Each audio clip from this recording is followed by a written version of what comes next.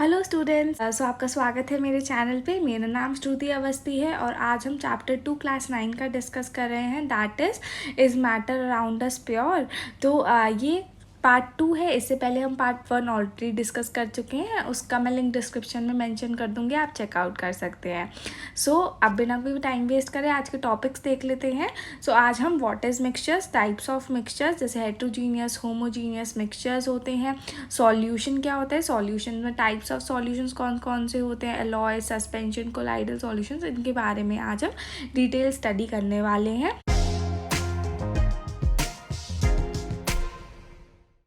अब अपने first topic पे चलते हैं, दैट इज़ मिक्सचर। कि मिक्सचर क्या होता है। मिक्सचर जो होता है जिसके अंदर एक से ज़्यादा हम प्योर सब्सटेंसेस को पकड़ के मिक्स कर देते हैं, मिक्सी में घुमा देते हैं, ठीक है, उसको क्या बोलते हैं, हम मिक्सचर बोलते हैं।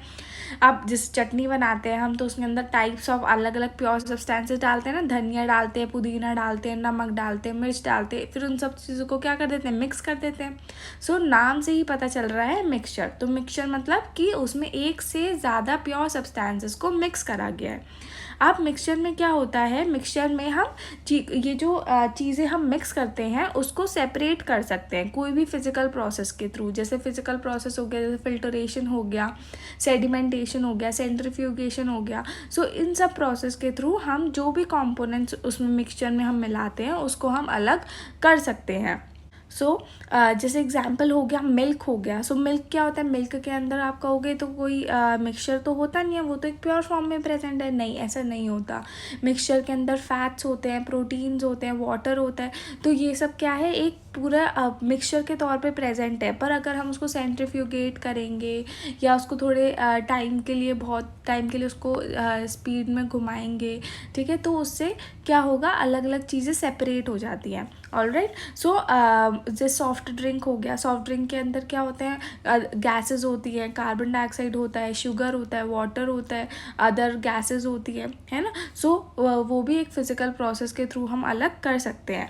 ये एक मिनिमम रिकैप था, क्योंकि ये पार्ट 1 में ऑलरेडी हम डिस्कस कर चुके हैं। मैंने इसके लिए थोड़ा सा यहाँ पे एक्सप्लेन कर दिया, क्योंकि नेक्स्ट टॉपिक जो है that is types of mixture, वो इसी से इंटर रिलेटेड था। जो टाइप ऑफ मिक्सचर होते हैं वो दो टाइप के मिक्सचर्स होते हैं, that is homogeneous mixtures and heterogeneous mixture. Homo से देखो, होमो तो क्या हो रहा है, जिसमें जो कॉम्पोजिशन होती है वो इक्वल रहती है, मतलब हम उसमें बता नहीं सकते कि इसमें कुछ मिला हुआ है, ठीक है।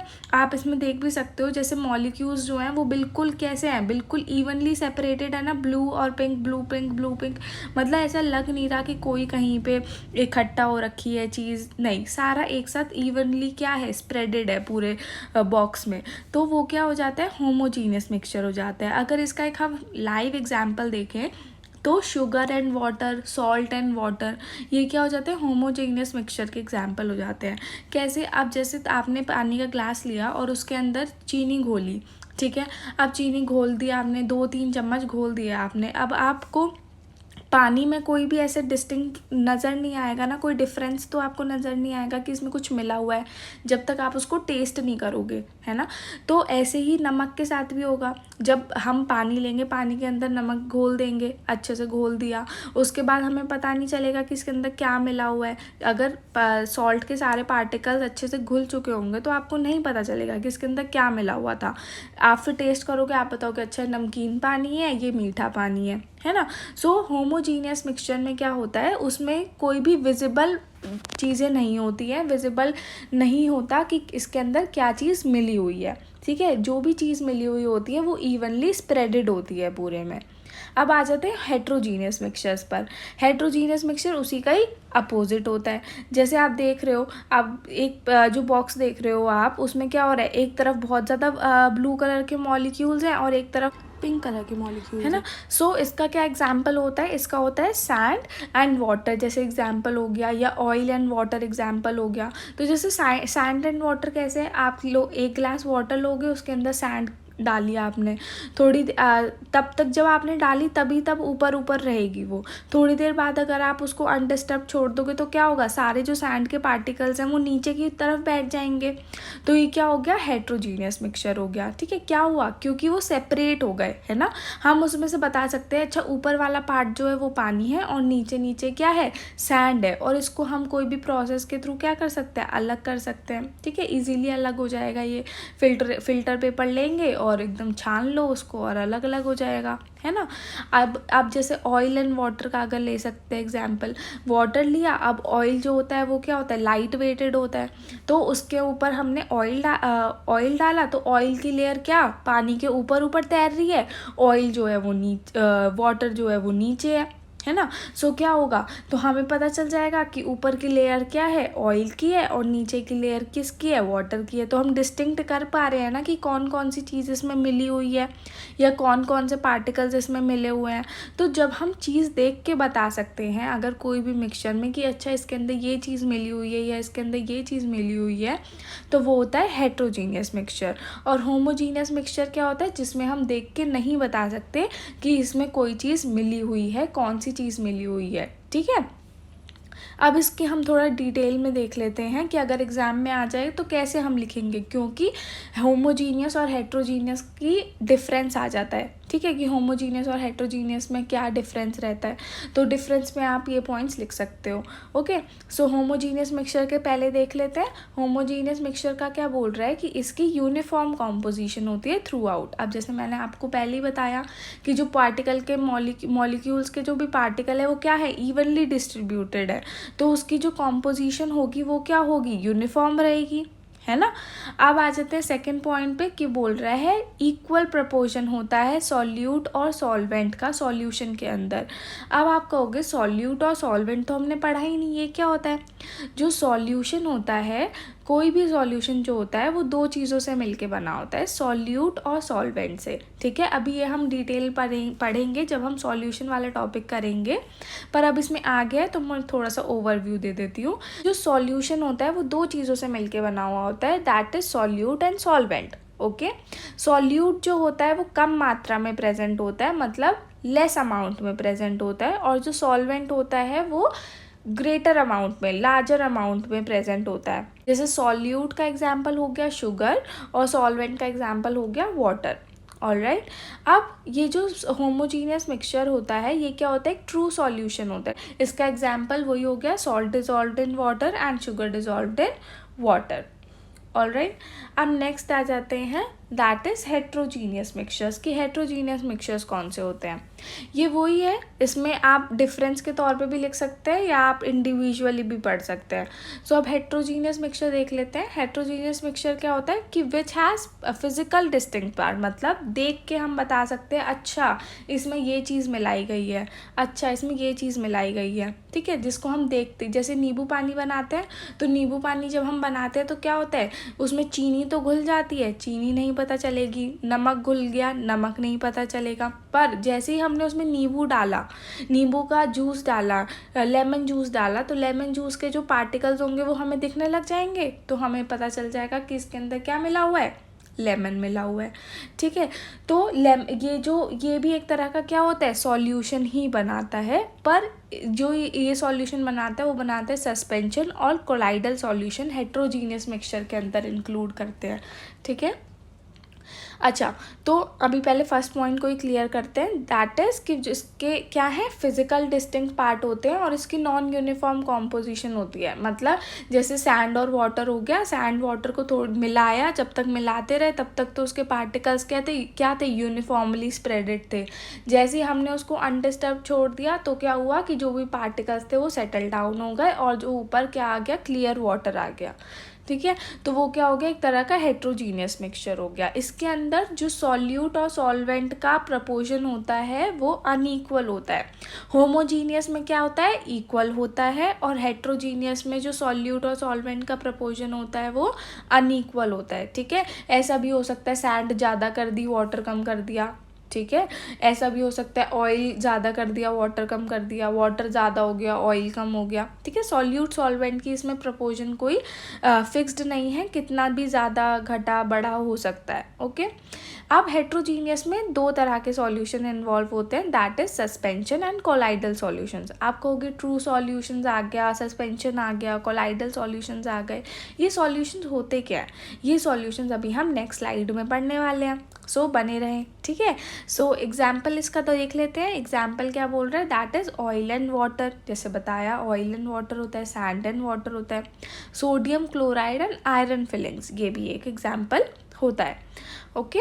अब नेक्स्ट स्लाइड पे आ जाते हैं। जैसे कि मैंने आपको बताया कि next slide is about solution, so solution के बारे में स्टडी करेंगे। अब एक पॉइंट मैं ऑलरेडी डिस्कस कर चुकी हूँ पहले ही कि जो सॉल्यूशन होता है वो दो चीज़ों से मिलके बना होता है, that is solvent and solute, ठीक है। जो सॉल्वेंट होता है वो ज़्यादा परसेंटेज में प्रेजेंट होता है और जो सॉल्यूट होता है वो कम परसेंट में प्रेजेंट होता है। एग्जाम्पल के तौर पे आपको लर्निंग अच्छे से लर्न रहे तो ऐसे याद कर सकते हो कि जिसकी स्पेलिंग छोटी, सॉल्यूट क्या है, सॉल्यूट की स्पेलिंग छोटी है सॉल्वेंट से, जिसकी स्पेलिंग छोटी वो क्या है, वो भी कम अमाउंट में प्रेजेंट है, जिसकी स्पेलिंग बड़ी वो ज़्यादा अमाउंट में प्रेजेंट है, ठीक है। एक ये बहुत ही छोटी सी ट्रिक है, इसको ऐसे मतलब कनेक्ट कर सकते हैं, ओके। अब इसका नेक्स्ट आ जाते हैं, दैट इज़ कि पार्टिकल्स इसके क्या होते हैं, बहुत स्मॉल होते हैं, 1 नैनोमीटर से भी बहुत छोटे, मतलब 10⁻⁹, मतलब आप अपनी मतलब बहुत ध्यान से देखो तो दिखें ऐसे पार्टिकल्स होते हैं, मतलब दिखते भी नहीं है, माइक्रोस्कोप से देखना पड़े ऐसे पार्टिकल्स होते हैं, ठीक है।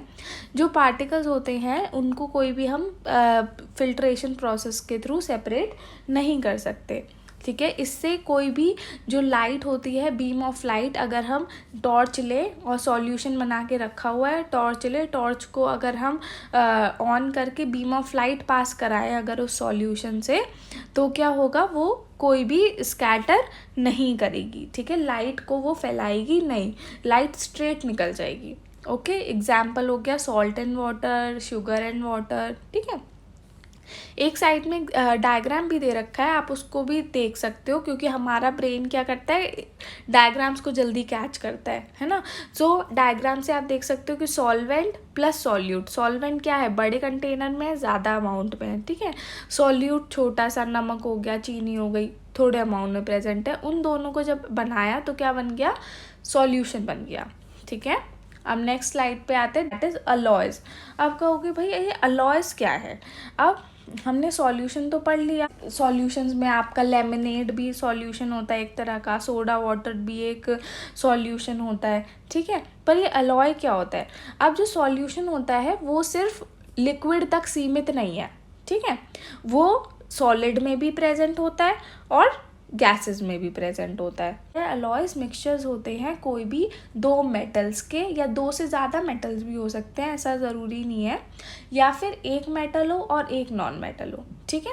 तो ये सॉलिड फॉर्म में प्रेजेंट होता है, ये सॉलिड सॉल्यूशन होता है।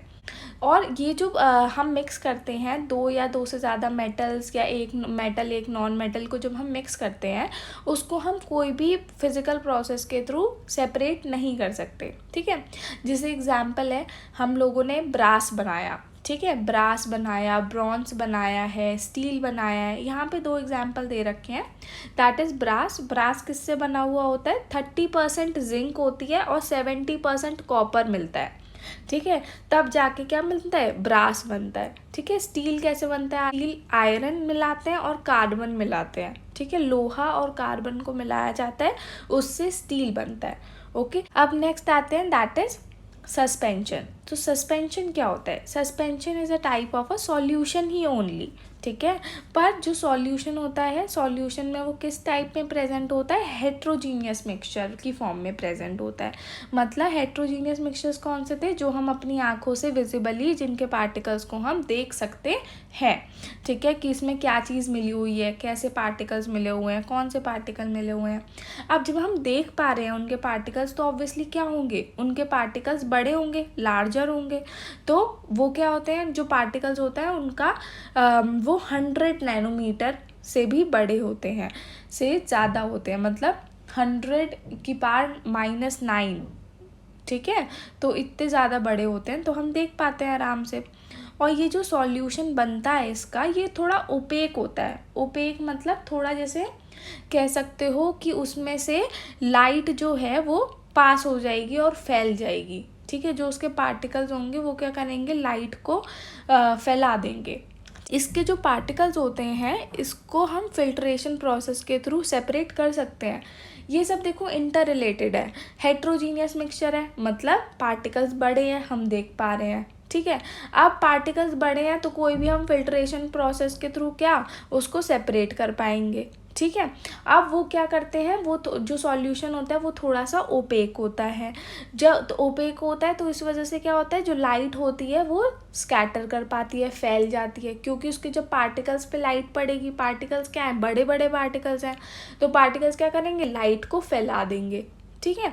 अब इसका एक एग्जांपल है, जैसे कि साइड में डायग्राम भी है, चॉक पाउडर और वाटर का, ठीक है, कि चॉक पाउडर और वाटर के अंदर चॉक का चूरा करा और चॉक का चूरा मिला दिया, तो वो वाटर में मिल गया पूरा। अब वाटर क्या हो गया, मिल्की मिल्की सा हो गया, और हमें उसके चॉक के पार्टिकल्स भी दिख रहे हैं, ठीक है।